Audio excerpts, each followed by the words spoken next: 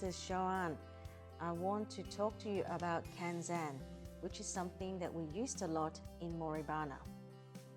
Well, kenzans are these heavy metal pin needle looking thing. They have brass needles, and the whole thing usually have a stainless steel coating to keep them more long lasting. Like this one, I think I've used that for about 15 years. It's gone a bit tarnished, it looks a bit old, but I can assure you that the needles are still very sharp and it's still a very strong and useful kenzan. Kenzan in Japanese literally means needle mountains, or needles mountains, consider there's so many of them. It's not hard to understand why. Each of them can contain more than 200 to 300 needles, depending on the size. And some of them has more needles closely, some of them might have needles more spaced out, depending on the application. They come in different sizes. As you can see, I got rectangular ones, a moon-shaped one. This is a very interesting one that you can separate. Even the circular ones, it comes in different sizes. I've got a tiny one, this one, and this one are pretty big. And this one is 10 centimeters or more. I can't remember. This is very heavy. It's suitable use on a very large Moribana arrangement. I've only used it once when I have a branch that is 1.2 meters tall. It's more like a tree, like a mini tree.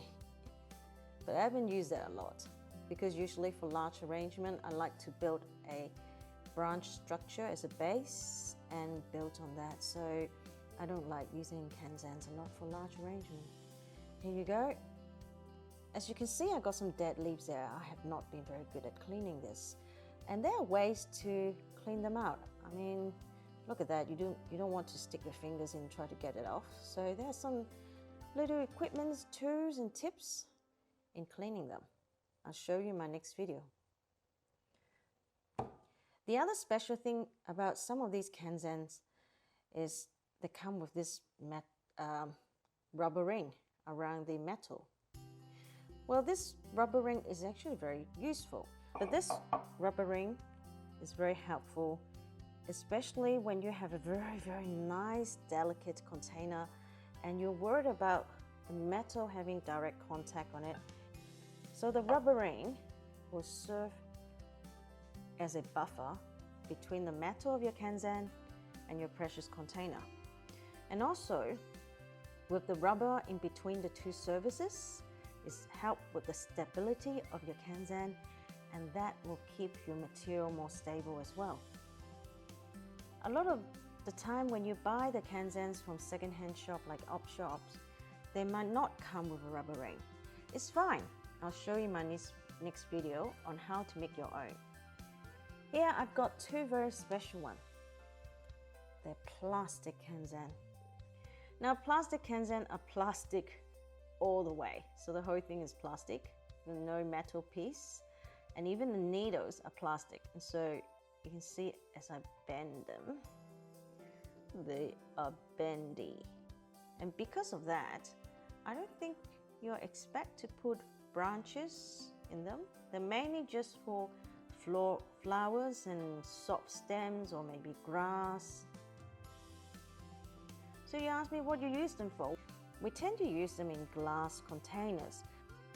Now, because they're not weighty, so they might actually float in water. And to stop them from floating, usually they have a little suction cup. And again, this one is quite clever. You can separate into two and use them separately. Then you have a normal circular kenzan. A moon-shaped one, you can use it as a pair with two kenzans in one bowl. Or if you need an oblong shape, just insert them. And now you have an oblong shape kenzan. So here you go. This is just a quick introduction to kenzan. I'll talk more about them, about the cleaning, the maintenance, and how to use them in my next videos. And meanwhile, happy ikebana. Bye!